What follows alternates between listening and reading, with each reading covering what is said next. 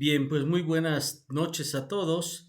Vamos a continuar con nuestra lectura continuada del Catecismo de la Iglesia Católica en lo que se refiere a la celebración del misterio cristiano. Vamos a comenzar con una oración invocando al Espíritu Santo. En el nombre del Padre, del Hijo y del Espíritu Santo. Amén. Ven, Espíritu Santo, llena los corazones de tus fieles, enciende en ellos el fuego de tu amor. Envía, Señor, tu Espíritu y todo será creado y se renovará la faz de la tierra. Espíritu Santo, fuente de luz, ilumínanos. Y ahora que estamos en vísperas del Sagrado Corazón de Jesús, en vos confío. Bien, como les había anticipado en la vez anterior que nos habíamos encontrado, antes de continuar con nuestra lectura del catecismo, que ya íbamos a abordar algunos aspectos de la celebración, quién celebra, cómo celebrar, cuándo celebrar, dónde celebrar, les había comentado que veía la necesidad de hablar un poco de la historia de la liturgia. Sobre todo porque nuestra liturgia latina, romana más bien, en la que nosotros nos movemos, pues ha sufrido pues a lo largo de la historia de 2000 años de historia. Y aun cuando se ha mantenido lo esencial, si tenemos en cuenta, por ejemplo, la descripción que hace, al menos para la misa, el San Justino, pues vemos que no ha cambiado mucho en su estructura esencial, liturgia de la palabra, liturgia propiamente eucarística. Y entonces, pues sí vale la pena ver cómo desde aquella última cena en la que Jesús instituye la Eucaristía y nos da el mandamiento de hacer esto en memoria suya, pues entonces se ha ido poco a poco desarrollando. Hemos de decir que efectivamente la liturgia no nació organizada y completa, sino que se fue formando y configurando lentamente. La liturgia recibe de los hombres su mutabilidad y su diferenciación en la historia y en la geografía, aun cuando permanece fiel no solo a su contenido profundo, sino también a las estructuras rituales determinadas por la tradición, como nos recuerda la Sacrosanto Concilium número 21. Las mutaciones y los cambios son la demostración de la vitalidad interna de la Iglesia y de la vitalidad interna de la liturgia y de su capacidad para encarnarse en cada momento histórico y aún en cada espacio sociocultural. Si recordamos que la Iglesia o el cristianismo nació en una provincia de Asia del Imperio Romano, Palestina, de allí se extendió al corazón del Imperio Romano, la ciudad de Roma, y luego a todas las partes del mundo conocido, pues vemos cómo pues no es indiferente el hecho del tiempo y del espacio, y que la liturgia ha ido expresando lo mejor de cada pueblo, lo mejor de cada época, que se ha ido como haciendo celebración o a través de elementos que han ido como expresando la fe y que se han ido convirtiendo en vehículo de una fe encarnada, de una fe inculturada, de una fe realizada.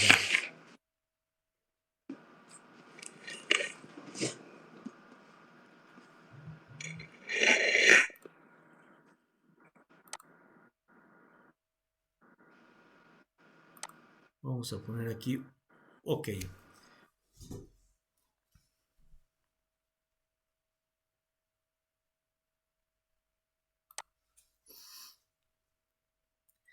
Entonces vemos en esto un acto providencial también, de cómo la fe no es algo que está de una forma como atemporal, como en una nube, no tanto la nube de Internet, sino una nube en un mundo aparte, sino más bien que hace parte de la historia de los hombres y de aquella liturgia que se realizaba en el templo. Recordemos, los apóstoles subían a la oración del templo pues solamente era eso, la oración que hacían allí y que luego en las casas se iba desarrollando en dos momentos, uno celebrativo, litúrgico, la Eucaristía, y el ágape que se realizaba como un momento de condivisión, de fraternidad, para compartir también el alimento material. Pues bien, este arranque de la liturgia que tiene su origen pues en lo que el Señor nos dijo, hagan esto en memoria mía. Vamos a ver entonces sus primeras realizaciones.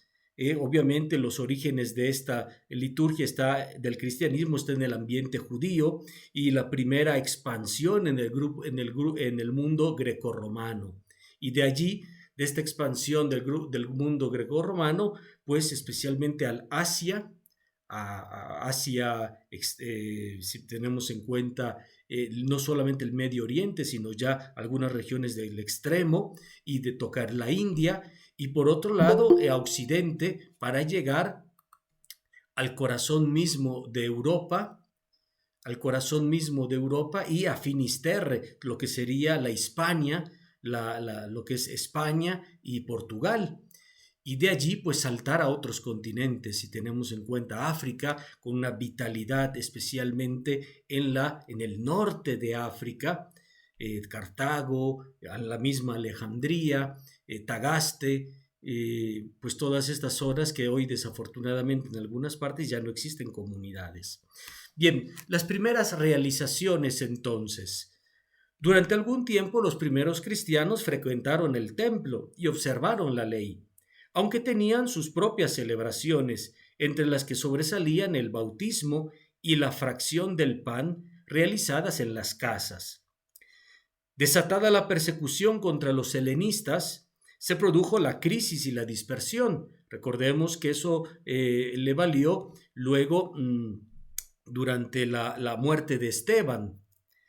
La lengua litúrgica era el griego común, a diferencia de lo que se creía que era el latín, al estar en el Imperio Romano, pues no, la lengua era el griego común, lo que se llama la koiné, en la que se transmitían las tradiciones litúrgicas, los ministerios y el Día del Señor. Se usaba la versión de los 70 de la Escritura en la predicación y la liturgia, según el modelo de la sinagoga, pero en clave cristiana.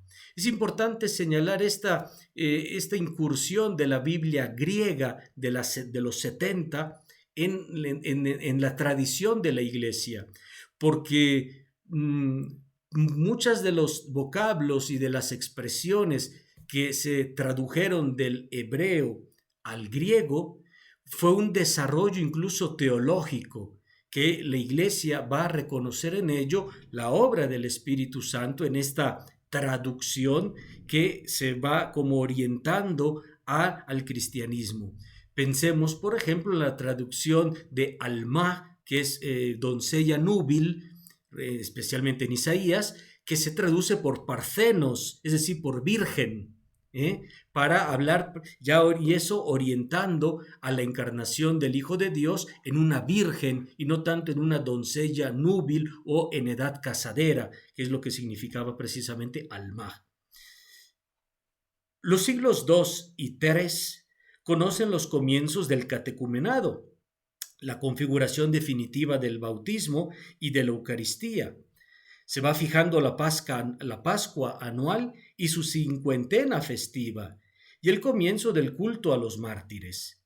La oración se va reorganizando y teniendo en cuenta las horas del día y las vigilias nocturnas. La plegaria eucarística tiene ya una propia forma y con la Domus Ecclesiae aparecen las primeras muestras del arte cristiano, es decir, en las mismas casas donde se realizaban la Eucaristía ya se empezaban a dibujar algunas cosas importantes. Ahí tenemos, por ejemplo, la figura del buen pastor, la figura del ancla, la figura del orante, la figura también de la Virgen Santísima. En el primer tercio del siglo III se escribe en Roma la Traditio Apostólica de Hipólito, y en Siria la didascalia de los apóstoles, base de lo que será conocido como las Constituciones Apostolorum, un siglo después, que son obras en donde ya hay elementos de cómo se van organizando la vida de los cristianos y las celebraciones litúrgicas. Si a esto añadimos los testimonios de Tertuliano y de San Cipriano, que son testigos de la vida litúrgica del norte de África. El culto se va espiritualizando. A la tradición litúrgica primitiva siguió una transformación en el seno de las comunidades apostólicas, que han sido vinculantes en muchos aspectos. La primera etapa de la liturgia cristiana se caracteriza ante todo por una gran libertad en la apropiación y creación de las formas cultuales y aún en la adopción de expresiones que resultaban más comprensibles para los convertidos presentes en la o procedentes de la gentilidad, más comprensibles que para los convertidos procedentes de la gentilidad. Y la improvisación de la plegaria también fue una constante, si bien dentro de esquemas fijos.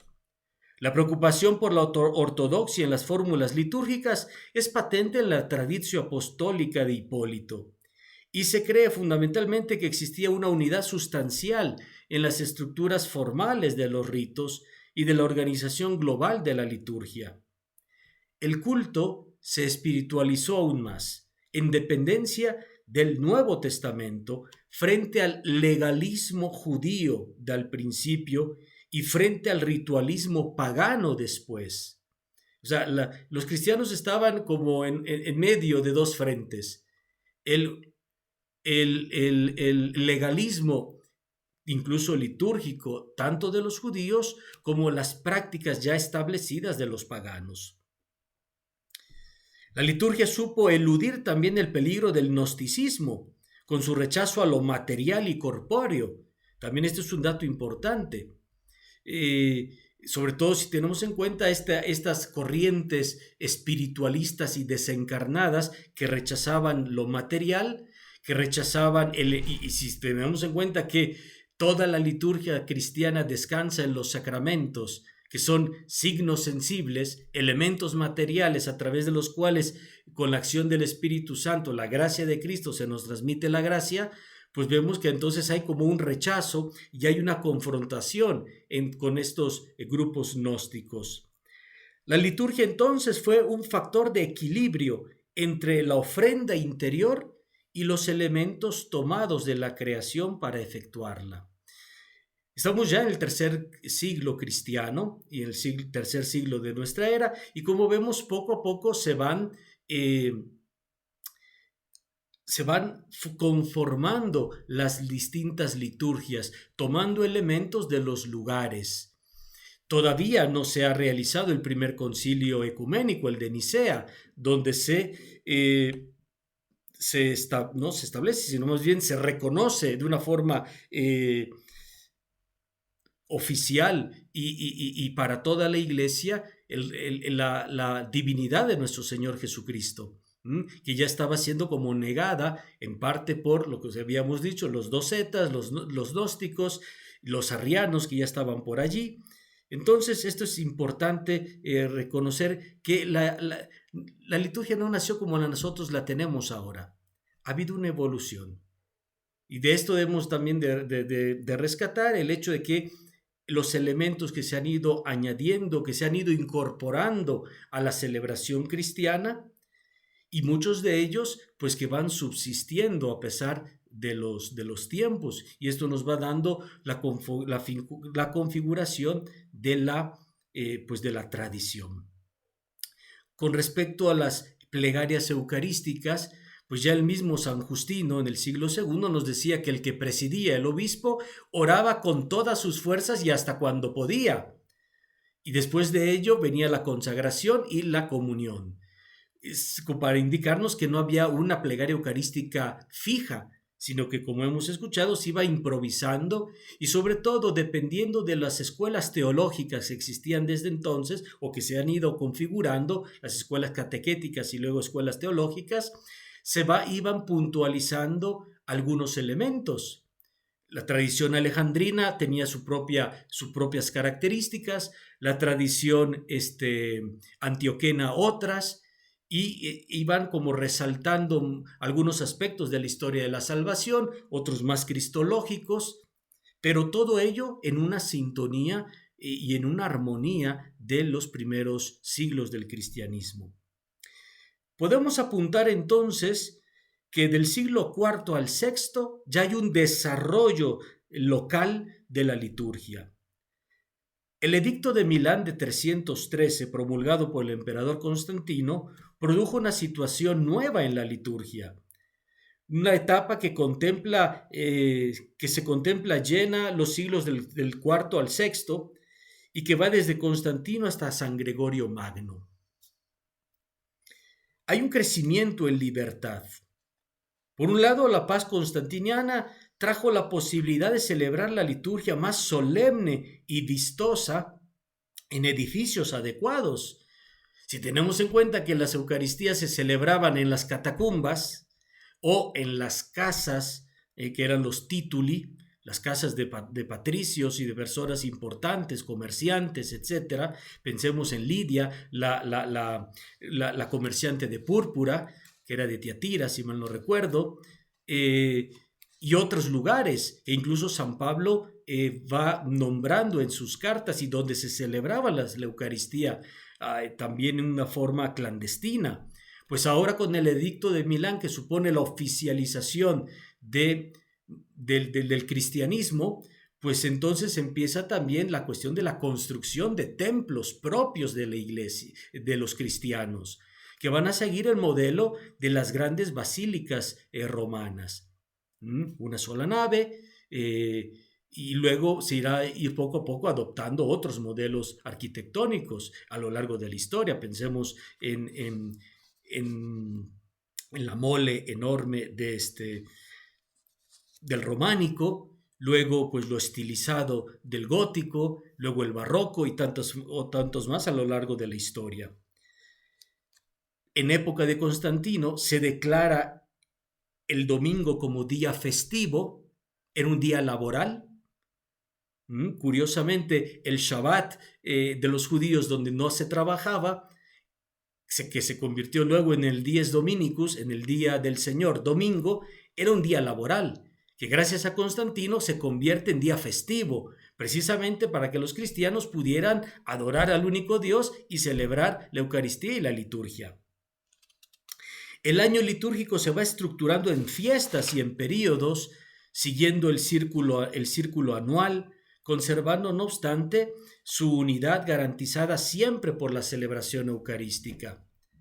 El santoral va creciendo de manera particular con las conmemoraciones de los mártires. Recordemos que aquí pues se van incorporando precisamente estas memorias de los testigos, de aquellos que han dado la vida por el Señor. Y sobre todo si tenemos en cuenta que las únicas fiestas que se celebraban entonces eran las de los mártires.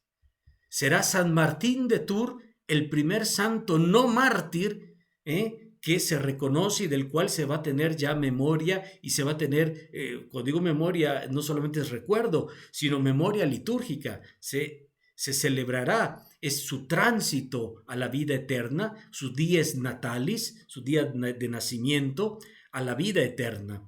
Y a partir de él, pues ya muchos santos no mártires se incorporarán en el santoral, lo que ahora llamamos el martirologio romano, ¿no?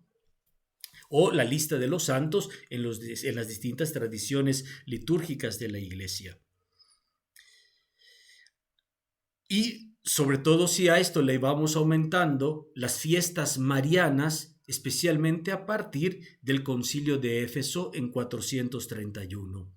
Muchas de las fiestas que hoy tenemos, que proceden del Oriente, con respecto a la Virgen María, tienen como origen la dedicación de una iglesia intitulada a la Virgen Santísima. Así tenemos, por ejemplo, la Chiesa Nueva que se construye en Jerusalén, que da origen a alguna de las fiestas de la Virgen. La entrada masiva de conversos del paganismo obligó a reorganizar el catecumenado y a mantener el rigorismo en la reconciliación sacramental de los penitentes. No solamente, o sea, si antes estaba este periodo de conocimiento y de catequesis y de prueba de los que querían ser cristianos, pues al venir los bárbaros, que no en vano tenían ese nombre, pues se necesita reorganizar este catecumenado y hacerlo todavía mucho más exigente para probar la idoneidad de los candidatos al bautismo. Y si tenemos en cuenta que no había la tradición de la confesión individual, como ahora lo conocemos, sino que era entrar en el ordo penitenciarum, en el orden o en el grupo de los que hacían penitencia para reconciliarse públicamente con la iglesia y ser admitidos nuevamente a la Eucaristía. Y eso se va poco a poco reorganizando hasta que será, sobre todo con la tradición de los monjes ingleses e irlandeses de Inglaterra, cuando la confesión individual se irá haciendo más extensiva en el continente europeo y de allí saltará luego pues a lo que nosotros ya conocemos como la confesión individual, que antes era entrar en este grupo de penitentes y que iban especialmente formados y que iban ayudados y aconsejados o acompañados espiritualmente por el obispo. El arte cristiano asume formas arquitectónicas y ornamentales de la época, creando la basílica, como hemos dicho, y aparecieron las insignias pontificales, los vestidos y las sedes de los ministros. Antes, pues para la celebración eucarística se vestía uno pues como estaba durante el día, sobre todo si tenemos en cuenta que eran días laborales. Es en esta época, entre el siglo IV y VI, cuando se van introduciendo la casulla, que es que se llama una casa o una casa pequeña, la cásula, y así otros vestidos, y los sedes de los ministros. La sede tanto en la sede, podríamos decir, no solo litúrgica, sino también pues ya un poco la casa en la que habitaban también los ministros. En esta época aparecen y se consolidan las liturgias locales y se produce una gran creatividad literaria, motivada tanto por la organización del año litúrgico como por la mentalidad latina, aunque no deba destacarse tampoco la preocupación por la ortodoxia en la plegaria. Se van fijando textos eucológicos, es decir, los textos propios del misal se van componiendo en esa época y se van escribiendo, de tal manera que ya no quedas a la libre creatividad o a la valga la redundancia, libertad del ministro, sino que ya la iglesia va poco a poco poniendo textos que también se van distribuyendo, que se van compartiendo de una iglesia a otra, de una comunidad a otra. Así tenemos, por ejemplo, los textos eucológicos durante la época del Papa San Dámaso, del 366 al 384. Las primeras composiciones formaron pequeñas colecciones de formularios para una fiesta o para uso de una iglesia, y entonces se conocen los famosos libelli missarum, es decir, los pequeños cuadernillos de las misas, que dieron lugar luego al sacramentarium, que era ya prácticamente un libro mucho más grande, donde se introducían las oraciones y los modos de cómo celebrar las distintas celebraciones. Así tenemos, por ejemplo, el Sacramentario Veronese, el Gelasiano y otros más.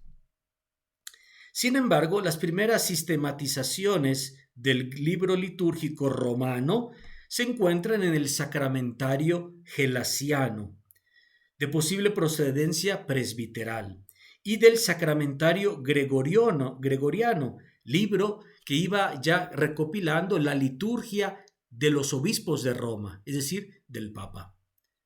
Es que es importante señalar esto, que junto con el crecimiento de la Iglesia de Roma, iba también en paralelo las iglesias del mundo, del orbe, no solamente de la urbe, sino también del orbe. Y curiosamente, las liturgias que se iban celebrando pues se van distinguiendo incluso por su complejidad o por su riqueza en cuanto a intervención de ministros, porque claro, no es lo mismo la iglesia de una diócesis alejada de Roma a la liturgia que se celebraba ya con el Papa, es decir, con el obispo de Roma, donde había más ministros, donde había más posibilidad incluso para instrumentos musicales, se va viendo poco a poco escuelas de canto, etcétera. Todo eso se va conformando con el tiempo y especialmente alrededor de las iglesias episcopales, a través, pues donde se está celebrando precisamente la Eucaristía con el obispo y luego, poco a poco, ante el crecimiento de la comunidad, se irá celebrando la Eucaristía fundamentalmente en lo que ahora se conoce como parroquias, pero que en un momento determinado, en un momento fueron celebraciones de tituli, es decir, de los lugares donde había un nombre, se le daba un título, se le daba llevaba el nombre de la persona, del dueño de la casa, donde los presbíteros celebraban la Eucaristía por mandato y en colaboración del obispo. De tal manera que ya no había una única Eucaristía, sino habían varias Eucaristías que se celebraban el domingo, una presidida por el obispo y otras presididas por los presbíteros. Y de la Eucaristía del obispo se llevaba un fragmento del cuerpo del Señor que se depositaba en los altares de los presbíteros para mostrar con ello la comunión de que estos presbíteros estaban celebrando la Eucaristía en comunión del obispo, no por título propio, no porque ellos eran muy buenos, sino porque era por mandato del obispo. Y al mismo tiempo eso servía también como un signo visible de la comunión interna de la Iglesia. Un ejemplar de este sacramentario gregoriano fue enviado por el Papa Adriano al emperador Carlomagno entre el 785 y 786. O sea, ya estamos ya con ejemplares, con libros donde se van recopilando las oraciones litúrgicas. Tenemos entonces ya una época de una liturgia romana clásica. La época representa un momento de expansión y de enriquecimiento de la liturgia. La entrada en el mundo cultural romano se manifiesta ante todo en la incorporación a la plegaria eucarística de un estilo elegante y retórico, por un lado, sobrio y preciso. El vocabulario es rico en matices y destaca los aspectos sacramental y sacrificial, especialmente en la Eucaristía. Esta idea se aprecia también en la conversión progresiva de la mesa eucarística en altar.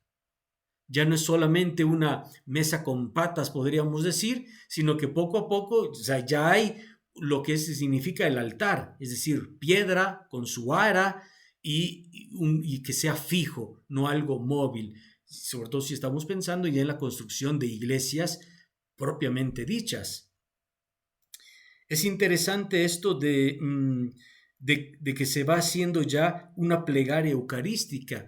Ya estamos hablando que en el siglo IV el canon, es decir, la plegaria eucarística número 1 que ahora tenemos en el misal, ya prácticamente está fijado en todos sus elementos, Imagínense, un texto que lleva con nosotros casi 1600 años de historia.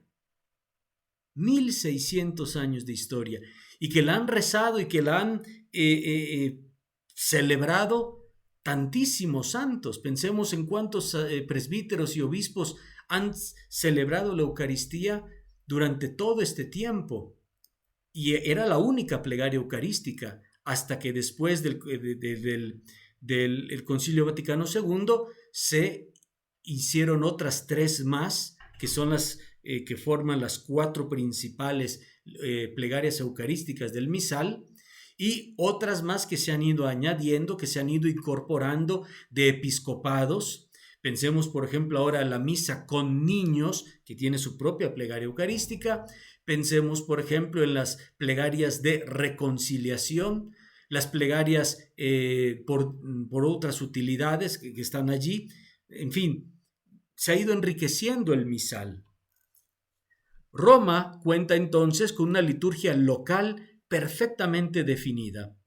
En ella la liturgia estacional daba una imagen de la iglesia como comunidad itinerante. A lo mejor ustedes han escuchado, sobre todo en Cuaresma, que el Papa celebra la misa estacional en Santa Sabina, ¿no? Ahí casi siempre es cuando se inicia la Cuaresma, con el rito de la imposición de la ceniza.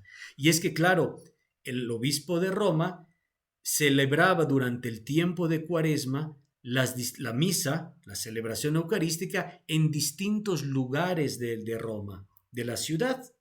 Y por eso se le llamaba estacional, porque se hacía una statio, es decir, una parada, una parada.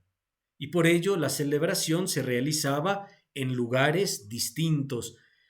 Por eso dice itinerante, para culminar en algunos,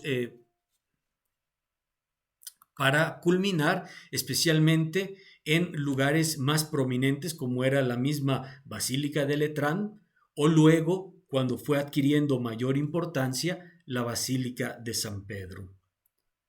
Pero tenemos la de Basílica de Santa Cruz de Jerusalén en Roma, y la Santa María Mayor, que eran también iglesias en donde se iba celebrando de una forma itinerante. El Papa iba allí con toda su corte, con todos los ministros, a celebrar la Eucaristía, o lo que era también la sinaxis, que era celebraciones sin Eucaristía.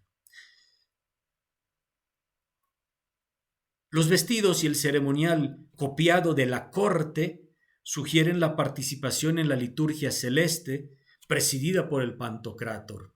Vemos cómo entonces ya los vestidos litúrgicos van siendo ya más preciosos y de texturas preciadas, bordado en oro, con muchas cuestiones de seda, que eran prácticamente las vestiduras del emperador y de los cortesanos. Y se va como copiando un poco estas vestimentas, precisamente para ir copiando lo que sucede en el cielo, donde el Pantocrátor, representado aquí por el emperador, pues tiene toda su corte angélica, los santos, y por eso los distintos grados de ministros que van vistiendo de distinto modo y que van con ello enriqueciendo también la misma celebración litúrgica. Las iglesias locales, aunque celosas de su autonomía litúrgica, miran a la iglesia romana como la expresión de la iglesia que tiene la primacía de la sede apostólica. Sí, cuando decimos iglesias locales son lo que ahora conocemos por diócesis. Pensemos la iglesia hispana, o sea, la iglesia en España, la iglesia gálica, la iglesia en Galias, es decir, en Francia, la iglesia de Jerusalén que se mantuvo, la iglesia antioquena, la iglesia alejandrina en Egipto, la iglesia etíope, o la iglesia que ya tienen muchísimo tiempo caminando, la Malankar, la Malabar, la Melquita y todas estas de Oriente, que iban continuando con sus propias tradiciones, pero que también estaban en sintonía mirando en lo que sucedía en Roma. Por eso les decía que en algunas ocasiones se iban también compartiendo los libros litúrgicos y los usos. Pensemos nuevamente en el Gloria, el canto del Gloria, que es de origen oriental y que es introducido por el Papa León Magno en la liturgia latina. Y así podemos tener muchas fiestas de la Virgen Santísima que son de origen oriental y que nosotros hemos asumido en Roma, es decir, en el rito romano.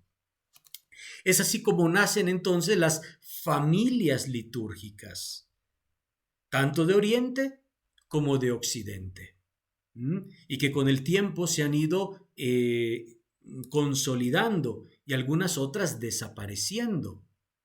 Pensemos, por ejemplo, en la liturgia mozárabe, que era la liturgia hispana que se celebraba en España, especialmente en la época en donde estaba también la conquista árabe o musulmana, y que tiene elementos propios, que desapareció hasta que Juan Pablo II nuevamente vuelve a restaurarla. Ahí con un gran trabajo del cardenal del primado de Toledo, el cardenal Martín, y un grupo de sacerdotes que todavía celebraban la liturgia mozárabe. De hecho, profesores míos en el seminario de Toledo eran los capellanes mozárabes, que celebraban esta liturgia en la capilla mozárabe de la catedral de Toledo. O sea, pervivía ese rito hasta que fue nuevamente restaurado de una forma solemne por el Papa Juan Pablo II. Estamos hablando todavía del siglo XX. Bien, así llegamos entonces a una etapa que le podemos denominar el predominio franco-germánico. Y estamos hablando del siglo VI al siglo XI. Esta nueva etapa abarca desde el final del pontificado del Papa San Gregorio Magno, que fue en el 604, hasta San Gregorio VII. Estamos hablando de 1085. Es el tiempo del Imperio Bizantino. En Occidente, el monacato desarrolló una gran labor evangelizadora. Es importante señalar esto del Imperio Bizantino porque ya el Imperio de Occidente, la parte occidental del Imperio Romano, pues ya estaba en decadencia. Si tenemos en cuenta que en el 470 y tanto, si mal no recuerdo, cae Roma, es invadida por los bárbaros, es saqueada y prácticamente con eso se pierde el pulmón occidental del imperio y se traslada ya prácticamente, ya desde hace años, estaba trasladada una sede en Constantinopla que va prácticamente adquiriendo una preponderancia hasta ser la sede del emperador.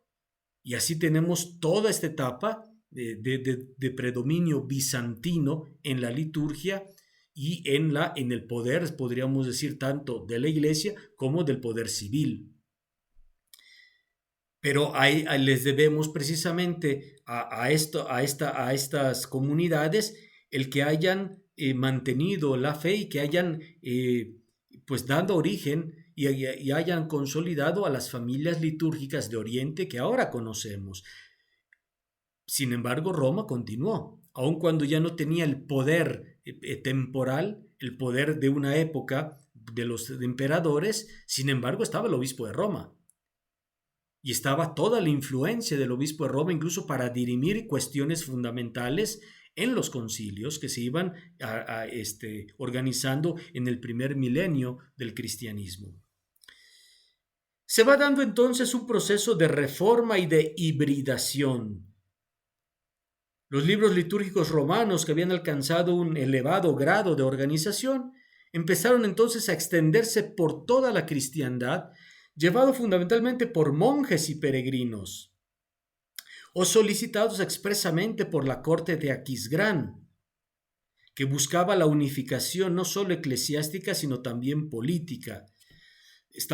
Recordemos que los bárbaros pues vinieron pues fundamentalmente del centro de Europa y del norte de Europa, y entonces pues también pues se iban abriendo nuevas sedes.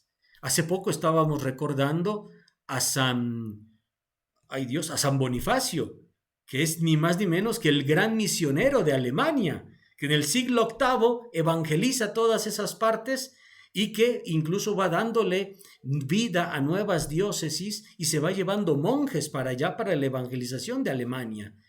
Y así como él, otros más que van evangelizando los pueblos eslavos, que van, bueno, si recordemos que en el primer milenio cristiano es cuando se da la conversión de los pueblos eslavos, Cirilo, Metodio, todos estos dos grandes personajes, y antes pues otros evangelizadores, hasta que se da por ya la conversión de los grandes reyes, pensemos de Polonia, pensemos de otros pueblos eslavos, que van dando poco a poco esa riqueza cultural a la iglesia. Se produjo entonces un curioso fenómeno de fusión de ritos y de textos romanos y de procedencia francesa o de la liturgia galicana, dando lugar a sacramentarios gelasianos del siglo VIII, con leccionarios y antifonarios, o sea, se va enriqueciendo, ya no solamente un libro propio para la celebración de la misa, sino que ya se van recogiendo antífonas que se van cantando, leccionarios en donde ya hay lecturas de la escritura que se van poniendo de una manera fija en las celebraciones, como ahora tenemos, ¿no? Nuestro leccionario que para ciclo A, ciclo B, ciclo C, que si es impar o es par durante la semana, etc. Y van apareciendo los órdenes, que son prácticamente lo que ahora conocemos como rituales, los famosos rituales de los demás sacramentos, que serán base del pontifical romano germánico del siglo X, que es el primero de los pontificales medievales. Pontifical significa, es un ritual propio del pontífice, que puede ser del papa, que es el sumo pontífice, o de los obispos, que también son pontífices en sus diócesis. El bautismo de los párvulos se generalizó progresivamente y la penitencia empezó a celebrarse de forma privada, lo que les decía. La celebración eucarística se llenó de apologías, es decir, de oraciones y de aclamaciones y de jaculatorias y de aclamaciones. Todavía tenemos, por ejemplo, la que está después de la consagración, ¿no? Por ejemplo, es una apología, que luego se convirtió en una aclamación. Aquí apología no hay que entenderla como defensa de la fe, no, sino en el sentido estricto de la palabra, de apó y logos, es decir, lo que se ofrece, la palabra que se ofrece, o que es dada, o que es arrojada, digamos, ¿no? Y entonces así tenemos, por ejemplo, la oracioncita esta que se pone para mezclar el agua con el vino, es una apología que dice el sacerdote en privado. Pero hay otras que son públicas o que son de toda la asamblea, como esta después de la consagración, y otras más. La celebración eucarística, decíamos, se llena de apologías y mientras tanto en Roma la liturgia se mantuvo casi en suspenso, o sea, no evoluciona. Los únicos síntomas de creatividad proceden de la influencia oriental, como la introducción de las fiestas marianas. Entre los siglos IX y X volvieron a Roma los libros litúrgicos que habían salido de ella, pero ya modificados, ya con añadidos y con cosas de Oriente y de otras liturgias, como la alemana, la germánica, la galicana, la lusitana, la hispánica, etc. Durante este tiempo el arte cristiano en Europa evolucionó lentamente desde los modelos romano y bizantino hacia las formas románicas primitivas, introduciendo elementos nuevos. Durante esta época tuvieron lugar en Oriente las luchas iconoclastas y la celebración del Concilio de Nicea II en el año 787. Como vemos, ha ido una evolución. Se da entonces una fisonomía definitiva de la liturgia romana, de tal manera que la etapa que ocupa de los siglos VI a XI es considerada como el período de la fijación y compilación, aun cuando algunas liturgias estaban todavía en plena actividad creadora, como la liturgia hispánica, después de la Reconquista. Perdón, todavía estaban metidos con el dominio árabe, musulmano, y precisamente por eso estaban en contacto con estos elementos. Pero no se puede decir que fuera una época estéril, porque los libros iban de un lado para otro y ayudaban a que se fuera enriqueciendo y conociendo más la tradición de otros lugares.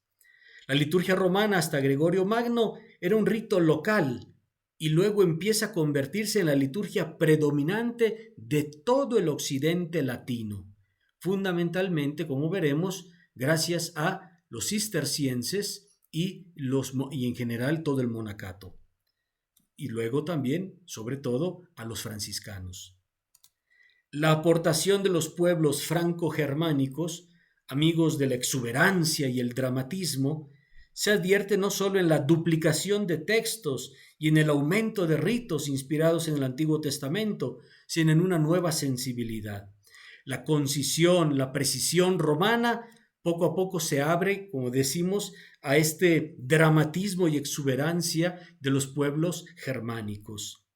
Las tendencias originadas en la capilla imperial de Aquisgrán son vigorosas y creativas, pero carecían de la mentalidad simbólica cultivada de los santos padres. Eso va a ir preparando también luego a la Edad Media para la invención de muchas de las cosas que luego constituyeron la vida de la religiosidad popular y no tanto litúrgica. El resultado entonces ha sido un poco negativo en esta época, sobre todo para la Eucaristía, porque, curiosamente, el pueblo empezó a alejarse de la liturgia y a dirigirse a las devociones. No por ello digamos que las devociones son malas, pero poco a poco ya no es la liturgia el centro de la vida cristiana. Bien, aquí le vamos a parar porque luego viene la época de la decadencia del medioevo. Hablaremos de su espiritualidad y luego la uniformidad litúrgica que se va realizando especialmente a través de Trento, del siglo XV en adelante, hasta el siglo XIX, el movimiento litúrgico y por fin el Concilio Vaticano II y la Reforma posconciliar. No sé si tengan alguna pregunta aquí sobre esto que hemos hablado de una forma muy rápida, pues porque hemos abarcado ya 10 siglos de cristianismo. Sí. Sí, Carmen. A ver, una pregunta. Quizás no pega mucho. Bueno, sí tiene que ver. Cuando usted dice eucología, ¿qué significa? Okay. No sé cómo decir. Sí. Pero ¿qué significa? Significa bueno, bien, bondad. Bueno. Entonces la eucología es una oración, son las oraciones buenas, son las oraciones de bendición. Ok. Pero me llamó también la atención porque entonces es eucología y también es eucaristía. Sí, entonces, son dos. ¿nos hace bueno? Sí, también viene de bueno, claro, Eucaristía es de y haris. Entonces es acción de gracias, claro. Pero es otra palabra distinta a eucología. Son dos raíces distintas. Sí. Son dos raíces distintas, no es la misma raíz de No, para nada. Una viene de haris y la otra viene de solamente de logos. Sí, son dos distintas. Gracias, Padre. Muy bien.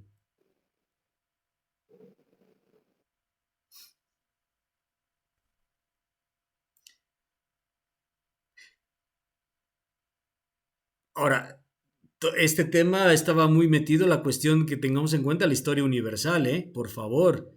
Hay que tener en cuenta, no solamente vive San Andrés Cholula, no, estamos en un mundo, como dicen ahí, un mundo mundial. Y por eso la iglesia es lo más hermoso, porque es una iglesia universal. Como vemos, aún a nosotros nos ha tocado vivir en el rito romano, pero no es el único que existe. No es el único que existe. Hay otras formas de celebrar la liturgia tan venerables y tan queridas como la nuestra. Nosotros tenemos la gracia de estar en el rito romano, pero los melquitas tienen la gracia de estar en el rito melquita y los maronitas tienen la gracia de estar en el rito maronita. Así que no hay eso de que quién es mejor, el uno o el otro, o cuál rito es más santo que otro, o desafortunadamente como algunos piensan que a Dios nos escucha si le hablamos en un idioma distinto o en un idioma y no en otro. No, Dios nos escucha en cualquier idioma que le hablemos. Para eso es Dios y para eso es Padre. Entonces, lo mismo es tan válido el sacrificio de nuestro Señor cuando se celebra en árabe que en español, que en latín o en griego o en ruso o en tagalo. Pensemos, por ejemplo, en la iglesia de Filipinas, que no siempre, que puede celebrarla en inglés, pero creo que la celebran en tagalo, aunque no hay un rito tagalo propiamente, sino es la iglesia romana, pero traducida al tagalo, por ejemplo, la edición típica la tercera edición típica del misal romano, traducido en tagalo, y con eso celebran los filipinos. O sea, no se nos olvide, la iglesia es universal, y quererla restringir a una sola forma, eso va contra el espíritu católico. Por más que nos digan nosotros somos los auténticos católicos, no es cierto. No hay cristianos de serie B y serie A, como mucho tiempo se tuvo, especialmente haciendo a un lado a los hermanos orientales. Cuando son iglesias que son tan venerables como la nuestra, tan antiguas o más que la nuestra, y que sobre todo pues ha dado la batalla, sobre todo de vida martirial, de dar testimonio y de dar la vida. Por eso es que muchas de ellas están ahorita con poquísimos católicos. Hay iglesias rituales orientales que tendrán, no sé, 300,000 fieles, 1,000,000 de fieles cuando mucho. Y nosotros, pues bueno, que somos la amplia mayoría, pero no por eso somos los mejores o los únicos. Sí, madres. Padre, un comentario. Los monjes y religiosos como los franciscanos, por ejemplo, contribuyeron a la traducción, transcripción de libros y todo, pero también a la estructura del canto gregoriano con Guido d'Arezzo, ¿no? En monjes, que fueron dando la estructura, la notación cuadrada, etcétera, y la musicalización de los textos litúrgicos, porque era para este texto esta música, ¿no? Sí. Para que se exprese el sentido del texto. Entonces fue una gran riqueza y contribuyeron muchísimo a esa constitución de textos, ¿no? Para las celebraciones, tanto de la liturgia de las horas como de las celebraciones de los sacramentos de la Eucaristía. Por supuesto. Gracias, madre. Sí. ¿Ya? Sí. Padre. Sí, dígame. La iglesia ortodoxa en Rusia. Sí. Tiene su liturgia también, pues porque es una iglesia en Oriente. Sí. Pero, ¿por qué el término ortodoxia? ¿Es porque no está en comunión? ¿O cómo, padre? Se puede entender, porque uno ve también los ritos, bueno, las celebraciones de Pascua y demás, pues son muy bonitas, pero ¿cómo está? Es de Oriente, pero no está dentro de las que están en comunión, que están con la Iglesia Católica. Bueno, sí, efectivamente. En 1054 hubo la división más grande de Oriente y Occidente. Y y los que de Oriente, que se separaron de la comunión de Roma, de la comunión del Papa, se llamaron a sí mismos ortodoxos, es decir, los que tienen la fe verdadera o la fe recta, para distinguirse de los que nosotros, que éramos casi como herejes. Entonces, ortodoxo significa casi los que tienen la fe recta o fe verdadera, ¿no? Y así se llaman a sí mismos, pero no están en comunión con Roma. Pero muchos de estas iglesias se unieron o regresaron a la comunión eclesial, a la comunión con Roma, y son los ritos orientales, católicos, que son 23 iglesias sui juris que son orientales. Ellos no son ortodoxos, ellos son católicos. Los que están fuera de la comunión eclesial, los que no están en comunión con Roma, se llaman a sí mismos ortodoxos. Y entre los ortodoxos y los católicos orientales van en paralelo, porque hay muchos, por ejemplo, bizantinos ortodoxos y bizantinos católicos. Y así tenemos, por ejemplo, ucranianos, la iglesia ucraniana ortodoxa y la iglesia ucraniana católica. Y así pues tenemos, pues se van ido como 23 iglesias paralelas que hay en ortodoxos y hay en católicos. ¿Sí? Pero la iglesia ortodoxa, o sea, los que no son católicos, tienen los mismos sacramentos que nosotros y tienen la misma fe, aunque puntualizan y subrayan ciertos aspectos que nosotros los católicos los vemos de otra manera, pero que en el fondo no es que nieguen la fe, sino que subrayan muchas cosas distintas, de una forma distinta. Por ejemplo, para nosotros la visión negativa de la Inmaculada, nosotros decimos que la Virgen es sin mancha, visión negativa. Ellos dicen es la toda santa. Decimos lo mismo, pero visto desde dos perspectivas. Occidente más de una forma negativa, como diciendo no hay mancha, no hay pecado. El no. Mientras que para ellos al aspecto positivo, toda santidad, panagia. Y así hay muchas cosas, pero lo fundamental es sobre todo la escisión con Roma. No reconocen la autoridad del romano pontífice. Pero bueno, eso lo iremos viendo tal vez en otros momentos. Pues bien, ya se acerca la hora, de hecho ha llegado. Damos gracias al Señor porque nos ha mantenido durante este día. Hemos estado en esta videoconferencia rescatando un poco de historia de cómo se ha ido configurando al menos el rito romano. Hemos llegado ya al siglo X, XI y si Dios quiere, en la próxima sesión estaremos abundando sobre la segunda parte, el segundo milenio cristiano, incluso en la liturgia. Pues Dios me los bendiga y nos vemos Dios mediante el próximo jueves. Que pasen muy buenas noches.